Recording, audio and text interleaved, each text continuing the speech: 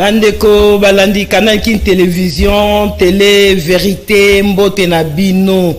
Mbote mingi na baebaso bazolanda biso mokili mobimba. Puisque biso soko ke na YouTube okuta Canal King télé vérité na Bluesat toza na Star Time tozali. Donc toza chaîne oyo ya koluka lukate. Et comme na tango oyo bolanda ka émission na bino lolaka la mwasi. Na lolaka ya mwasi ya lelo thème na biso ezali bongo mama yandakisa.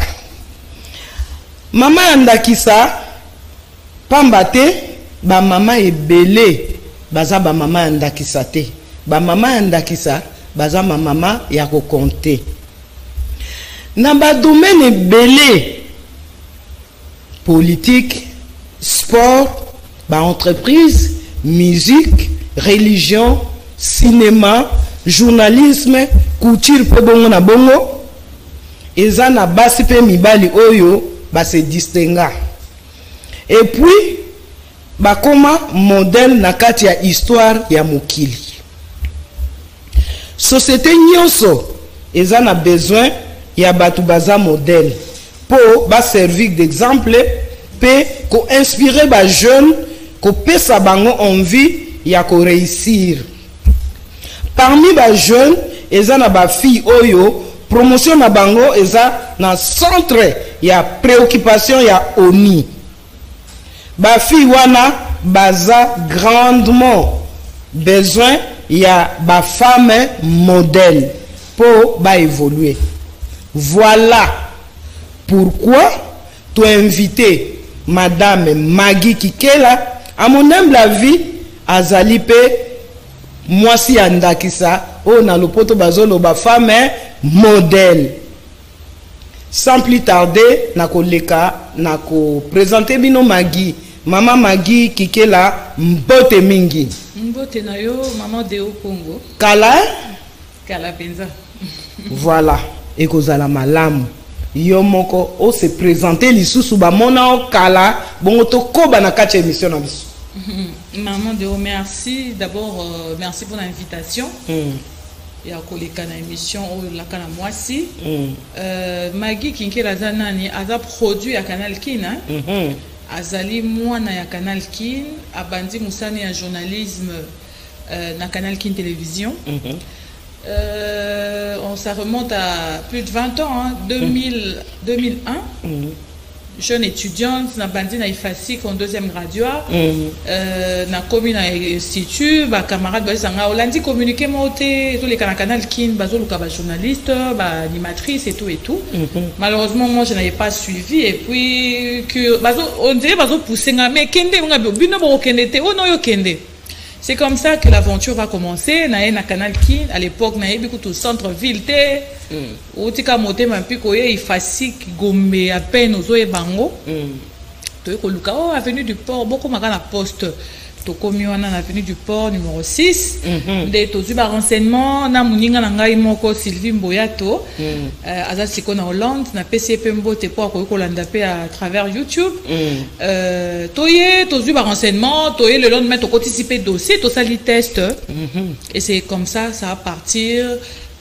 Tous tests, Baretena Bisso à l'époque, via Kavira, aujourd'hui aussi aux États-Unis, Laurette Mandala, des Tozakana équipe Wana, Toye, Tobandi la rédaction, Banelika, Sanda, Bamsou, Bakena qui va faire Toulouka. C'est comme ça. Et en même temps, j'étudiais. Nous avons continué mes études dans l'IFASIC, dans le journalisme. J'ai commencé à travailler. Et nous avons des gens qui nous ont accueillis. Il y a Fabrice, paix à son âme, Badi Banga, Mamina, Vicky Kazumba, et Bele, Tokutaki, encadré Bisso, vraiment Makasi. Et ça nous a facilité parce que à l'époque, dans la classe, nous avons déjà pratiqué.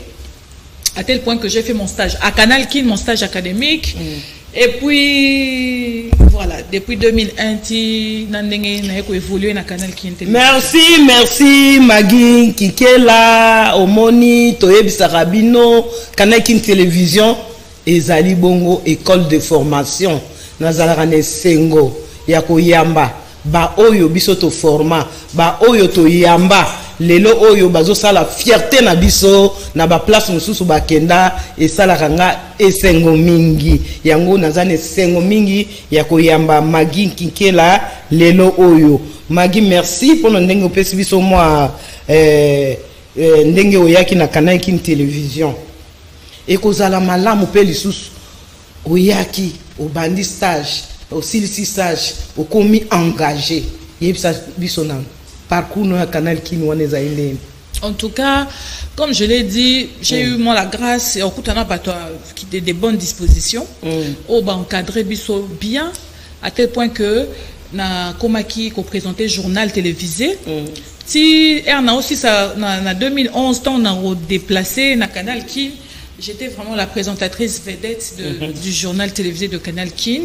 On a si ma mami na ba Kenda, ba Francine Mouchipa et tout. Bah, bienvenue Babois, et moi j'ai eu cette grâce là toute petite et puis je me suis bien intégrée dans Canal King et après pendant que j'étais à Canal King, comme vous le savez, chez nous était président Jean-Pierre Bemba avec ma vice-président, donc 2 ans après que moi j'ai intégré Canal King et j'étais affectée là-bas par Canal King parce que bazaki sur ma compétence nangai pour nous à la journaliste attaché d'abord na vice-présidence à Ecofin et puis après na rokoma attaché de presse il y a vice-président Jean-Pierre Bemba et après toyebi mambeleka qui 1+4 ekosila nazaki toujours na Canal King mokonzi akei bakangi na CPI to continuer avec les fermetures qu'il y a eu et tout et 10 ans après. Donc de 2001 à 2011, né na Rozombela Roké na CESAC, na Conseil supérieur de l'audiovisuel et de la communication. Kunande na Kokende de 2011 à 2022. En tout cas, Magi na sepeli mingi. Bongo sikondo ngozalaki na Canal King Télévision. Hein? Avantage ni nozalaki nango kuna, inconvénient ni nozalaki nango puisque nazotu nango pambate biso basi. Place mibali bazala kana musala mibali balingaka kezala bango yo kutana keta le loro moko na Canal King ya sens wana. En tout cas, comme je l'ai dit, depuis la formation, donc ça teste. Donc c'est vrai à l'époque Canal King Nazaki na posa a changé visage naie, a rajeunir équipe naie, ba journaliste et beaucoup de candidatures féminines étaient encouragées. Mais bazo qui peut ba mibali mais plus les femmes mais pour leurs compétences c'est là qui na test né bango bazo qui bango et on a été encadré comme personne qui vient apprendre le métier non comme femme tout comme garde homme donc ba pesa ba avantage ba privilège non biso nyoso tozaki na kotakoli na kibomango yo sala ba preuve na yo comme je l'ai dit ndetinga na pendant ki na rédaction na kutaki bato rigoureux il y avait rigueur, non, rigueur, ils makasi. Avant, ok, ça les lotés au bandit carabo, ok reportage. Yo, ok reportage, aux caméramen, ok reportage, mais il faut pas peser yo. Bah mon coquille, c'est pas comme aujourd'hui. Je m'excuse avec les émissions en lingala, les JT en lingala, là c'est peut-être ça paraît facile, mais nous on devait apprendre. Au kosa bah dépêche ti olembi. Au komi obima okendara reportage te ovanda kaka obi menga bazwanga likambo to nini non c'était pour ba aux endurance aux mayele ti ba relâcher na terrain pour défendre Canal King et c'est ce qui a été fait donc il y avait pas de privilège au contraire il y avait rigueur ne ça qui que tomba monique oyebi sikoyo nde ba ko lâcher au comment que ba reportage au m'équipe moi émission et simbi ah bon pour les canaux journal télévisé maman de haut non mais autour le besoin d'autres baba au taliba au couture le bi est-ce que ngai na kokoka est-ce que ngai et osaka décennies au tout final de après 10 ans mais au fur et à mesure aux apprendre et puis comme c'est la passion et au monde que ba meki au peu d'émission moko ah azapé télégénique et tout et s'exprime bien et puis ça c'est parti neto mega faire na face cachée pe leki na komi na émission na ngai na face cachée et puis journée présentatrice vedette donc c'est un peu ça donc il y avait vraiment pas de discrimination moi sitôt mon bail na Canal King moi j'ai pas vécu ça non. OK merci beaucoup merci pour na reconnaissance na yo na ndenge okutaki biso kuna to croisaki maboko te surtout ngayo ka wana dame de fer mais to bano sala bino po bokoma bat vraiment voilà Maman, où tu kobete langa lisolo ya sesaki. Na monaki okomaki mokonzi na biso. Ya sesaki. Okomaki kuna ndeni. D'abord, il y a 3 facteurs, je dirais. D'abord, Nzambe. Peut expliquer nano abréviation na bino on est à sesaki. C'est ça que un conseil supérieur de l'audiovisuel et de la communication de la mokuse ba bengi sesaki. Ce qui n'a zongi sima mutu na on a comme kuna na obeza maramisato Nzambe, loyauté et puis compétence. Nzambe parce que c'est lui le maître des temps et des circonstances. Yende a chaki na nzela na ngana le kanana Canal Kin. Loyauté parce que à l'époque on traversait beaucoup de difficultés. Canal Kin et l'équipe a période très critique. Et on était sollicité aussi poto kende c'est comme sousou mais on est resté fidèle, on est resté loyal. Totikal na Canal Kin na ba émission, na ba journal, na rédaction et tout. À une époque d'ailleurs j'ai fait partie de 6 patrons de Canal Kin. Les 6 patrons de Langa Langa parce que il y avait des problèmes et tout. Bon, mon conseil a décidé bon, Lucas 6 personnes, ça la comité de gestion. Donc na comité de gestion na bozaki na banane. Tozaki na yo maman Deo. Joli Basole, Thierry Lebika, Banane Sousso, Jonji, Jean-Pi que je salue, Djabou Basile. Voilà. Après, on capoté, on comme 4 patrons et à l'époque, je sais que Nazaki on a service généraux. Donc bref, malgré ma soubresaut, on est resté attaché à la chaîne. Donc c'est quand je dis la loyauté, ce qui fait qu'en 2011, il s'est fait que il fallait équipe Yaliboso, c'est ça qu'ils ont constitué. Tout en tenant compte il y a ma compétence comme Nalobi, il y avait des conditions, je répondais aux critères. Il fallait être aux assois de journalistes, tout ça la communication, tout ça la droit, tout ça les locaux moko se rapprocher dans l'intérêt à ces sacs, ma mission à ces sacs. Il faut avoir 10 ans d'expérience. Je venais à peine de totaliser mes 10 ans d'expérience, 2001-2011. Et il fallait représentativité à moi si Ezala. Ce qui fait que na canal il y a Assemblée nationale parce que ndengo lobby batomi bae baraté. Présidence a désigné Ramutumoko, primature a désigné Ramutumoko, Assemblée nationale batomi balé au bazo représenter Motomoko homme des médias ou femme des médias a représenté majorité tona opposition. Sénat patina rami balé barreau batina rapé Mutumoko magistrature association il y a défense à droit journaliste batinda rapé batunde tinda ki saba UNPC pe association de défense à bana ndé ça 15 personnes ndé ba constituer ka équipe à ces sandé sikangai na côté là qui à partir Assemblée nationale. En tout cas au côté kuna ozaki na ko banga te ke responsabilité ya munene boye yo wuti na TV na chaîne à télévision mbala moko okay, na institution munene boye kubanga ezalaki te ou bien ou embrasser qui encore facilement. Non, ezalaki mon appréhension parce que bon c'est du nouveau. Il faut dire que batu mingi on a kutaki otozaki na bon équipe moko tozaki nommé na même ordonnance bango bazaki déjà ko se préparer la structure. Moi j'étais parmi batu asuka au ba régional qui poto composer structure. Et ça, moi,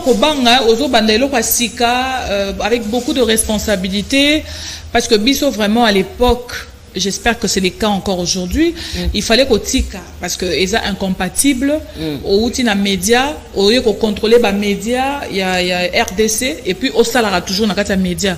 Donc, tout ce qu'on avait comme intérêt dans les médias, il fallait qu'on kata, et on a kata qui n'a pas obligé na kata na canal kin. Et ça qui kobanga par rapport à immensité à Moussala, c'est une grande institution. Oh Moussa nango eza ko veiller à ce que équilibre ezala, surtout dans les médias publics. Pluralité d'opinion ezala na ba médias publics, il faut que ça a été média ba espace de paix. Oh bazo véhiculer information oh ezo sunga population information ils a vérifié information de qualité ba média ba ça la ba contenu à qualité ndakisa na média national par exemple équité zala opposition soka zui liloba pouvoir pas tant qu'on mingi en proportion il y a comment dirais-je, il y a pourcentage au basalaki, parce qu'en principe c'est ça, l'équilibre ou l'équitabilité, babi pouvoir aux peut-être moi par na au moins mingi ya koloba na média public, mais opposition pe na proportion ya ye azula qui pourcentage na ba élection bango pe bazana na droit ya koloba. Donc c'est ça comme ça na ya ko veiller wana ko veiller que ba journaliste bana ba média privé ba respecter ba code de déontologie, ba ça ba émission ya qualité oyo population et ko consommer en gros pour na développement, pour na émergence, ya promotion pe ya moisi et tout, voilà. Merci mingi na yano na yo, mais nazana on a mutune ebele kaka na CESAC. Okoma ki responsable munene na CESAC. Selon accord global et inclusif, pe constitution, CESAC il faut veiller que RTNC a diffusé ba opinion nationale, c'est-à-dire du pouvoir pe na opposition. Mais au lieu de cela, tout le monde aura plus s'occuper na ba médias privés, surtout ce qui émission moko et puis si moi point de vue oyo s'appelle si vraiment autorité moko ya mbokate. Mais pour Nanini, c'est ça qui a procédé à Cabo. Bon, c'est peut-être une impression que ça donne et je crois que c'est aussi une réalité. Parce que dans le lobby, c'est ça que Moussa Naye, il faut veiller que neutralité à les médias publics est là. Et puis accès à les médias publics, n'a pas parti politique est dans la majorité et dans la opposition. Mais comme on dit, les habitudes ont la peau dure. Et ça, les médias publics n'a pas que tu as un système, il y a la partie État. Parti État est si là nango. Comme je dis, les habitudes ont la peau dure. Tant que tu as interpeller médias, journalistes, médias publics, na autant à combo ya mokota etika biso. Ça la militantisme au kondimate. Mais babi ozo gagner nini na yango. Yo piaka ça la émission na opesa information. Parfois mutuye moko batindi ete ye moko salika blocage bata opposition na koyamba bango te, mais eza likambu ya un travail assidu. Mais biso ndeto kana libanda to mona on dirait bango moko kuna bakonzi ya kuna ya ba média public ba pesa ra mitindo ke yoko sala boité yoko loba boité awa il faut boy mingi ezaka penza bongo te donc eza individu ami bengisi na ye ami komisi na ye militant journaliste militant nde esika makambo bimaki vers 2015 2016 to avant ba élection to assister na phénomène moko e obima o ba journaliste militant et bandaki et pas ndeko moko azaki kuna me atika biso. Donc eza travail moko faut osala pour que médias publics na ba kondina yango na bango mo ba journaliste ba comprendre que il faut couper ça accès. Eza médias publics il faut être la neutralité, c'est-à-dire et si ka opinion il faut et s'exprimer dans le respect de la loi. Pour couper sa opinion non eza contraire na o ya mususu sans qu'on enfreindre la loi, sans qu'on finga, sans qu'on déborder, sans qu'on n'ait pas imputation dommageable, mais ils ont tout ça qui na dialogue, qu'on solo na ba médias publics et ils ont salapé bande qu'on a biso ba remplacer biso.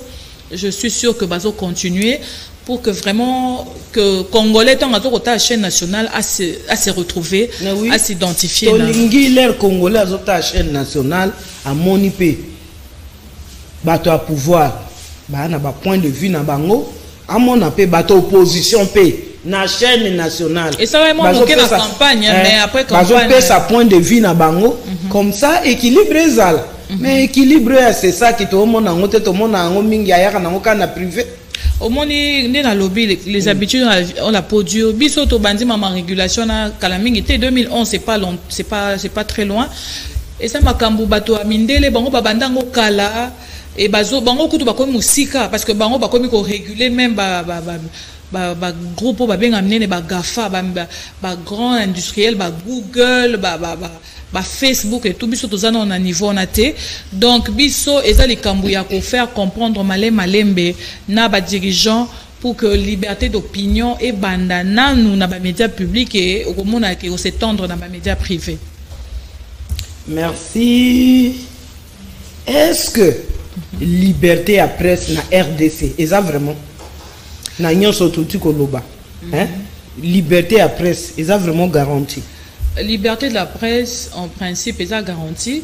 C'est ça, il faut s'assurer que les médias, liberté d'opinion, liberté d'expression, ils allaient exercer. C'est un droit constitutionnel. Ils allaient exercer dans les médias. Mais il n'y a pas de liberté totale.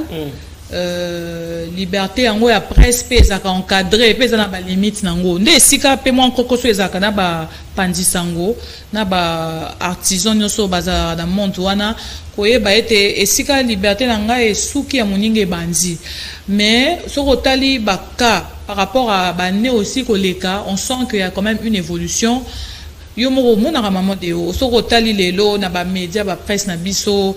Parfois, on se dit, mais ça commence à déborder. Et comme il a appelé moi libertinage, parce que peu mingi, déontologie va éviter. Déontologie, na ba média, il faut bango ba média, surtout ba pour na ba oh ba na école té à journalisme, kotali sa bango dans chaque rédaction par exemple. Faut pas na code éthique na bango oh ba kotang sa journaliste alo baraboité. Journaliste nyo sauté to koma ka journaliste d'investigation. Mutu nyo sauté za journaliste d'investigation. Investigation ils aura tant moko moi moulai ya préparation au banda dossier de to ka na ba États-Unis ba Watergate. Et ça fait que 2 jours kaka a découvrir le non.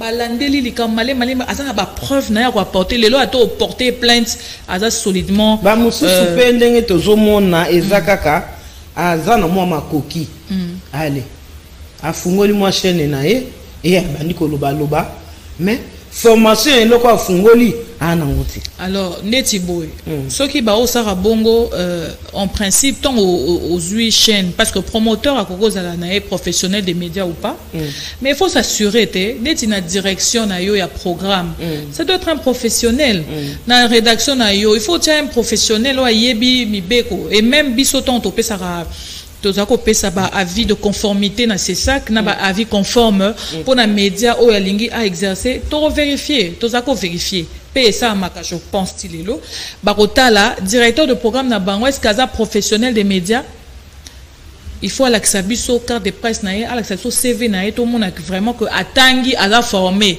mais ça que aux unies na yo to cousin na yo à un chômage au sein des chaînes na yo non ça ne peut pas se faire donc déontologie ce que Vandi au monde la liberté des presse et que s'exercer bien qu'il y a toujours certains dérapages et tout parfois il y a des incompréhensions on a makambo peut dans le diminuer na kalezaki bola mkaboy gouverneur moko kangi na chaîne moko boy oh atteinte oh ils ont droit na été ils ont la compétence on a été pour na kokanga chaîne il faut s'adresser na ba konza c'est ça ba ko examiner ceux qui vraiment makambo ils ont la gravité de bango ba kopesa etumbu e kokina mutalolenge wana. Merci maman. Siko appréciation nini par rapport à ba contenu à ba émission surtout sur YouTube ndenge olanda ka ezana ba TV za ba YouTube za wa appréciation nini yo zana. En tout cas, il y a un peu de désolation. Quand on a que contenu, il y a des médias, d'abord et à le roi uniforme. Dimanche, par exemple, les après-midi, sur au Vandi Nandako, Bimité, presque sur au Tali, émission musique. Donc, baron sort émission musique. Uniformité, Zamakasi. Les gens n'arrivent pas à se démarquer, à faire des programmes autres. Lelo ok ba jité à lingala et comme ceux qui tout sambo na sambo et so bota lokwa mayebo comme on dit en français prolifération biso à l'époque tout ça là qui directive mobimba pour na kotalisa ndenge nini ba programme on lingala pour na valoriser yango il fallait esalemela mais malheureusement ba média mingi bazo kozwaka ba production extérieure o euti na bango moko te yango ezo ça que contenu est baissé production locale est faible les lots on a guerre à est combien de médias basant na capacité au tina ba journaliste kuna to ba senga ta MONUSCO avion pour ba journaliste vraiment ba sala monane ezara to zo kaka peut-être baninga so ba congolais bazakuna to ya ba médias étrangers. Donc appréciation nanga aujourd'hui, il y a peu de moyens qu'on met dans les médias et c'est ce qui fait aussi que production à contenu à qualité zapenzate. Les gens c'est du copier-coller. Bakozwa information moko image moko boye bache ba documenter en côté au retour na eloko ezaki wapi info intox. Donc contenu, c'est vrai qu'il y a des gens, des médias, oh, c'est démarqué. Mais dans la plupart du temps, et comme moi passe, qualité est comme diminuer, qualité est comme au rabais. Et donc, surtout sur les bandaki, ça soit les médias, les médias en ligne, les canaux internet, des sommes. Or, na minute, c'est ça qui a vraiment la capacité on a été. Il y a qu'à réguler les réseaux sociaux, les médias en ligne. Mais Mikolo les cas na mbule les cas qui a gouvernement a bimisa qui code numérique à travers le ministère ya numérique. J'espère que bangonde bazwa ki musala wana pona ko landela ko traquer ba o no so ba ko diffuser ba discours de haine discours pona ko soulever par exemple population ba intox na ba média baza dans le ministère numérique on a ba ba ndenge ya ko landela bango. Mais vraiment, il y a beaucoup de travail qui doit être fait. Les lots fungoli ba médias, ba chaîne belé, mais la qualité, en tout cas, ça laisse à désirer. C'est un peu ça le constat que je fais de la presse aujourd'hui.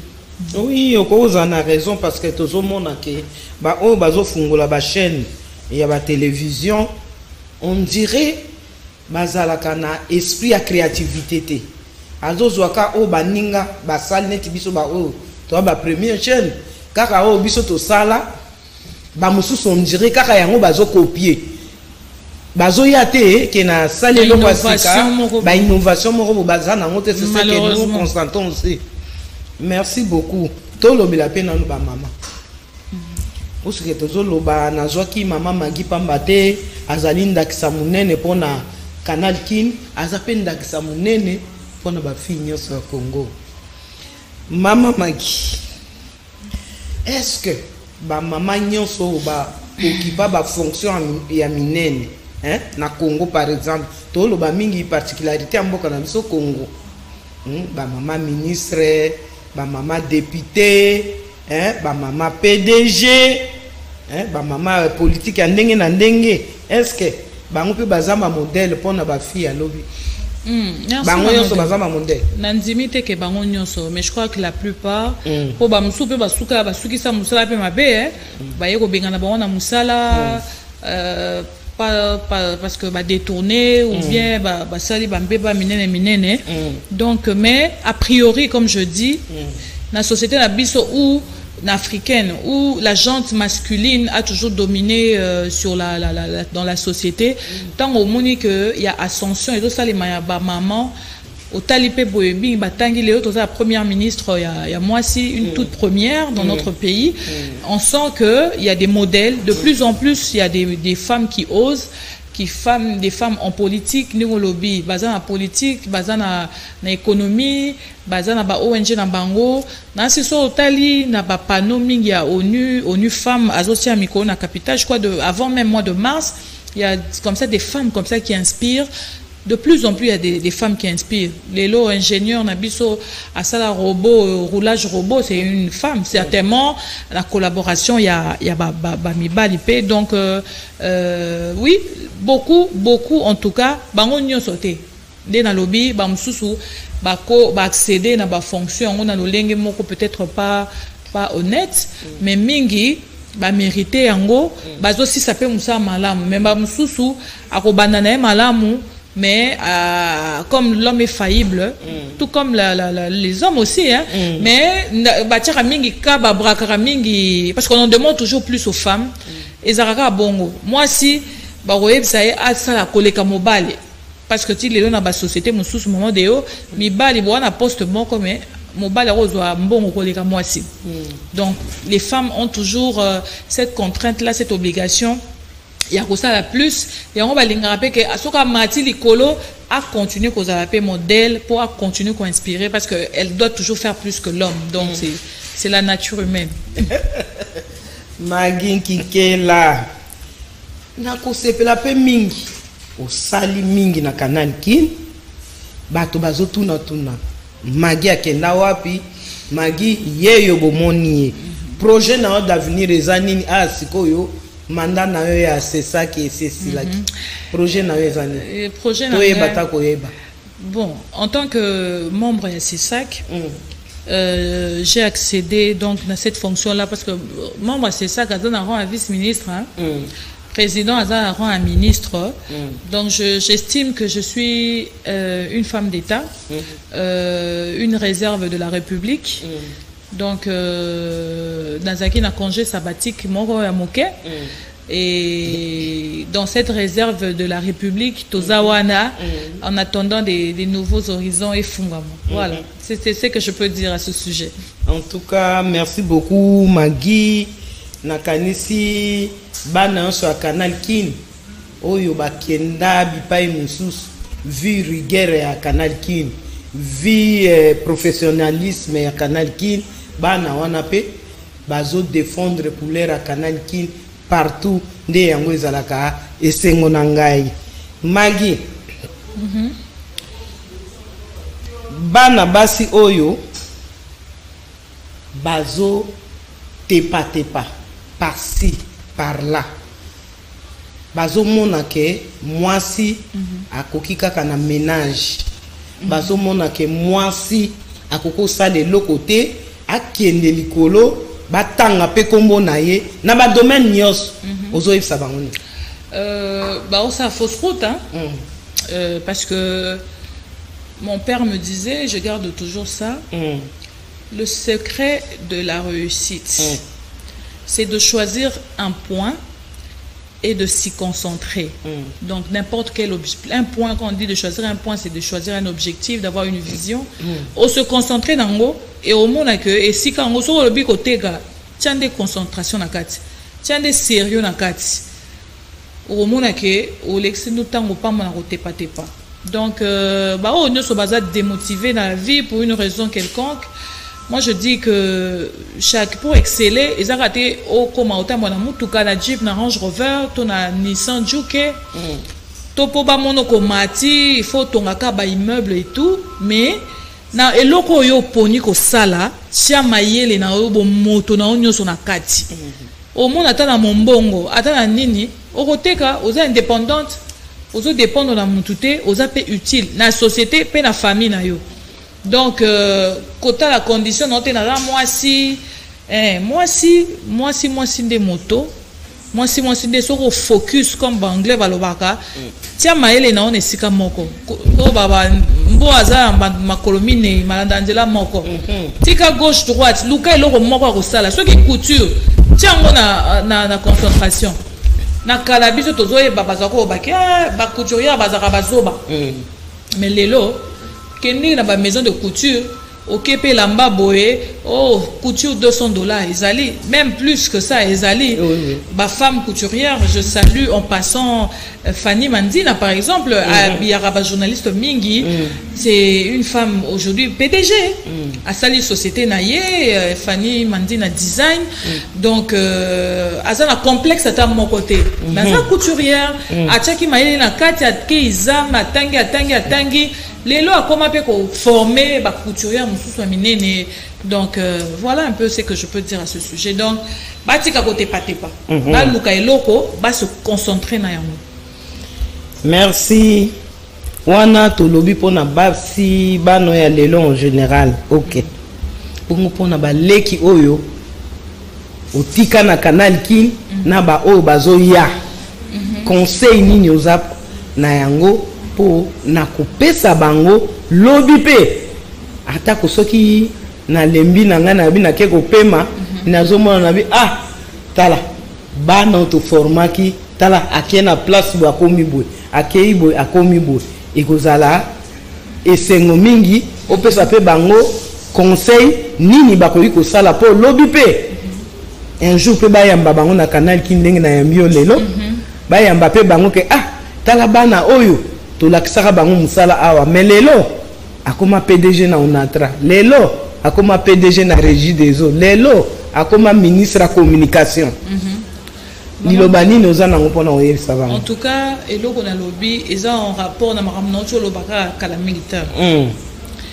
Au Luki, au la canal kin, on a la caméraman, on a la boy, tiens sérieux. Tiens sérieux, c'est-à-dire concentre-toi, apprends. Maman de soko yebi, o yebi. Soko po yebite, o yebite. Na loba ki liboso que biso tozui ngolu to grâce peut-être que rigueur on les a sauté les lots na ba média et belé formation ba tindo na émission te o kende ka boye non o kende ka reportage boye ye kola musala zo maele na o tia na musala tango oye bango bien la lumière même si on la cache on l'aménage on aménage un endroit pour bien filtrer la lumière mais lumière azana ba étincelle arobimaka parce que oyebe musala et comme les sikamo boy nana yebo so eloko boy nana yebo ko koma papier boy batali boy oh non et aucune conférence de presse posez-moi question mo boy ezana structure bien structuré bah oh mais azo évoluer et tout parce que oye kolaki batu mingi lelo bakomi kaka na koma loka magi kinkela mais oui magi kinkela aleki na manine aleki na mamebele hein ngana eba premier papier na ngana sala oyo ba lekisa ngona télévision papier à reportage mutu mususu atangi mais ba tripatouiller moi ta soki cette fois okomi babino obimisi pende esprit à texte te ezaki kutu mutu moko boina bossa na ngo jamais c'est mon premier reportage c'était un monsieur qui s'appelait Lundi aki mongo ba tutaka na rai donc na bossa na ngo te nazomona lundi comme on est là qui lundi ba ebisinga na sala papier wana mais po bandima ngo ba kebo ba corriger ba zongi boy so yo lingi ba corriger to s'améliorer non les gens veulent vite paraître ba mo na cette émission biso poto salata animation matinale oyo mezaki ezaki elo ya osakanate ngana zoeba ngana sala animation matinale te mais na ki ba kotinda botinda kinga biso na Enoch Matondo qui aujourd'hui à Radio Okapi tant au président Jean-Pierre Bemba Zoya jour à liboso to l'écran na TV je pense tout ça l'animation to kena na mbinza ndenge ni bazo ya mbaye et tout mais c'est parce que on a passé beaucoup de temps dans l'apprentissage dans la formation il y a au ça que lobby oyeba o comme indépendant o comme pas indispensable et loro botika yeso azate mutosango ezate parce que tu as appris donc conseil non peut ça mwanaka c'est vrai il y a beaucoup de difficultés concentration dans l'apprentissage luka oyeba musala pour lobby oyeba pour se défendre dans voilà mangi kikela lobby mi pesa na musala pour musala wana nde ekofungolela o ba horizon mususu mais ce que vous mi pesa na ko yeba musala te moyen o pesa résultat moko ya malamu ezalité magi kikela na tuna ki o mutuna moko ne bandeli me o pesa kinga ya noter ti o ya canal kin ti o komo konzumune na sesaki inconvénient nini na musala olere obandaki ya canal kin inconvénient ezalaka te omoni biso ka malamu na barigueur na biso to former ti suka ata inconvénient moko kutana na yango eza te orépondaki na motuna wana te pasi so eboti boboto obosa la pasi non inconvénient liboso c'était pas quand tu es à canal kin on n'était pas payé hein au début c'était pas facile hein mais to futa ba stagiaire te oui wana yo zo ya na mo ba boule que tam susu adopter ça moi quelque chose tu es désillusionné, tu es désenchanté et puis on te dit non, ouais qui apprend à quoi là et puis bon tant que comme moi collaboratrice après m'engager on tout au foot en tout cas inconvénient dans le banc peut-être on va se souvenir mais il y a ma baie hein et ça bah fermeture à répétition à Canal Kin bah incendie on te connaîtra nanazana papa mon razoé ma fille tu m'as fait pleurer hein parce que à l'époque ton Canal Kin ezika ki balboso bah décoration antenne bah média au bazaki alerté bah que aussi une interview et j'ai presque j'étais en larmes hein au monde ezika au Ziki on a été sorti de justesse oui bah vieux qui tout bazoa bah cicatrice il vit grâce à Dieu il a survécu grâce à Dieu et ça bah babilo moko et et ça la biso et traumatisé biso. Mais Dieu a fait que bon, on a survécu, on a surmonté ça vite. Papa n'a pas dit, ma fille, tu m'as fait pleurer quand tu dis mais qu'est-ce qu'on a fait pour mériter ça et tout. Et puis maman Déo, bon, je dirais formation, inconvénient. Moi j'ai travaillé un peu comme une journaliste de guerre, hein. On a habité journaliste de Mata Bantonov, hein. On a Mata Bantonov, une équipe d'avance, on a soldats, Zimbabwe et tout. Il fallait le faire. Est-ce qu'aujourd'hui on peut le faire? On saura encore le faire, je ne sais pas. Mais ils ont peu dans le cadre Kokemba, comme on dit, hein. Kokemba c'est esprit. Et président Bemba c'est un homme très rigoureux, hein. Rigueur naïe, pour moi rigueur naïe, ne pesa biso makasi ya kobosser. Outi reportage bokiti na avion, yo kasi baninga mso bazongi ba ozela lobi basa papier mais yo osa na butu, hein. Ah na pourquoi na ozongi rédaction, outi aéroport et rédaction au komi. Au salipe montage eleki na journal à 19h. Donc tout ça là et pesi biso makasi. Oui, parce que président na biso alingaka musala, alingi mutu aza mayele, alingi mutu ayebi musala na ye. Soko yebi musala te boyoka na ye te.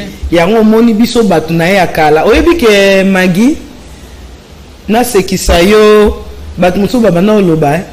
En tout cas ba journaliste na Canal Kini baza ba mbila. Baza ba civil te. Batu ba okanga société baza kaka wana.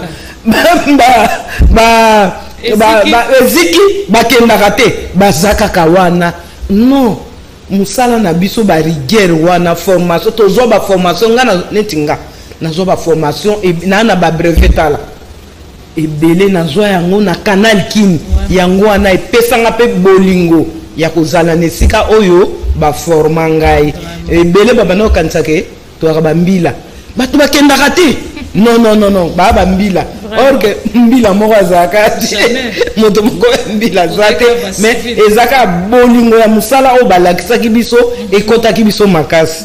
Magi liloba ya suka pona ba mama nyonso bazolanda biso bana nyonso ya Canal Kino bakenda bao bazana mikili bazolanda pe yo bao baza awa bakota ba entreprise mususu bazolanda pe yo liloba nino za nango pona koyebisa bango na kati ya lolaka la mwasi la voix de la femme. Avant tout le basuka maman de on a évité tant togo bon cette émission au bago tout nanga souvenir à malam mais c'est que dans surprendre yo souvenir nanga ya malam na Canal Kin liba nanga na zone na Canal Kin yefolo ouais donc on a na mona na Canal Kin mona na Canal Kin et puis par le canal d'un journaliste de Canal Kin Thierry Lebika. Ah bon? Oui, j'étais amie à Thierry Lebika, Makina, M. Koutanakia, à la rédaction. Et on allait souvent la pause ensemble, on avait Basine Djabou et tout. Moi, j'étais souvent entourée d'hommes. Hein. Et voilà, c'est par Thierry Lebika que j'ai rencontré mon mari. Il y a un comme madame. Voilà. Moni. Canal qui ne botte là bambouma qui toque. Je salue en passant. Pesa mboto, pesa bisous. Bisous. C'est bien. Na sepeli na kolisi bana na musala na balisi bana ça me fait plaisir bana bakoyi ba mama pe ça me fait plaisir. Allez Lilo balanga suka en tout cas à travers cette émission c'est une manière ou une occasion de dire que dans la vie on part d'un point X, on est forgé.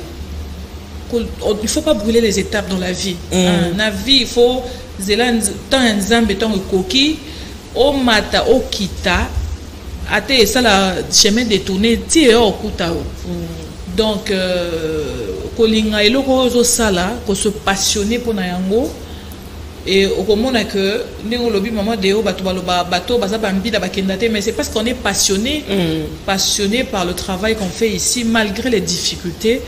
Donc c'est le message que je peux dire na ma maman, ma jeune fille au Bolanda Ngai en particulier. La réussite est accessible à toutes et à tous Tant qu'on a la vie, il faut toujours espérer, se concentrer dans ce qu'on fait, aimer ce qu'on fait. C'est le leitmotiv à travers mon père, paix à son âme.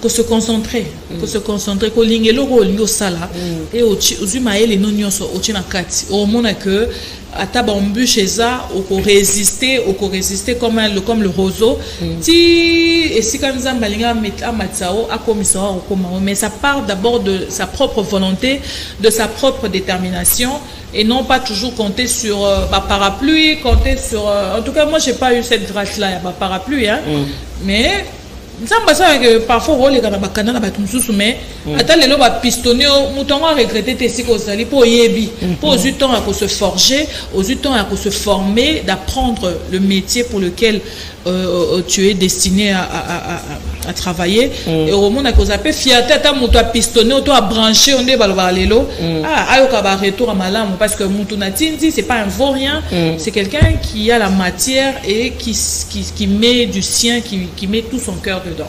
Voilà. Merci beaucoup Mangi Kikela na sepeli mingi ko yamba yo lisusu na kati ya o eza base na yo na alma o baba alma mater voilà nde o eza ndaku na yo touti kolobela makambo ya ba mama oyo baza modèle baza bandakisa baza ba exceptionnel mais il faut to noter que baba nyonso baza ba mama modèle na ba domaine nyonso ezaka ba oyo ba matate mama o azo pupola na libongo hein ba mama bi pupola aza mama modèle na niveau na ye wana azo sala po bana na ye basala nini balala nzala te batanga kelasi te mama o azo sala bilanga azali mama modèle na niveau na ye wana azo sala bilanga po bana na ye balia bakende kelasi mama o azo lamuka na 5 heures po akende kozwa ba mapa aza mama modèle a baisser les bras te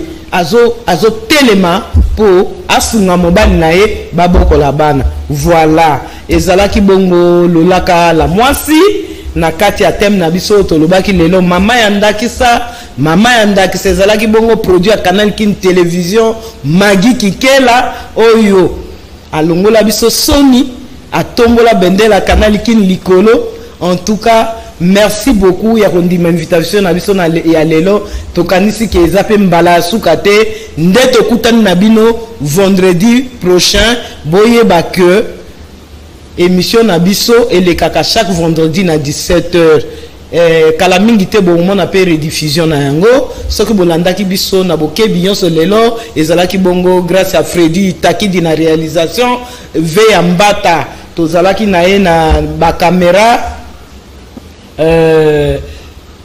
Guy Poutou tozalaki na ye na régie finale grâce à ba enfant terrible de Canal King télévision yango na lelo bolandi biso ndenge bolandi nde tokutani na bino vendredi prochain pona numéro mususu ya sika.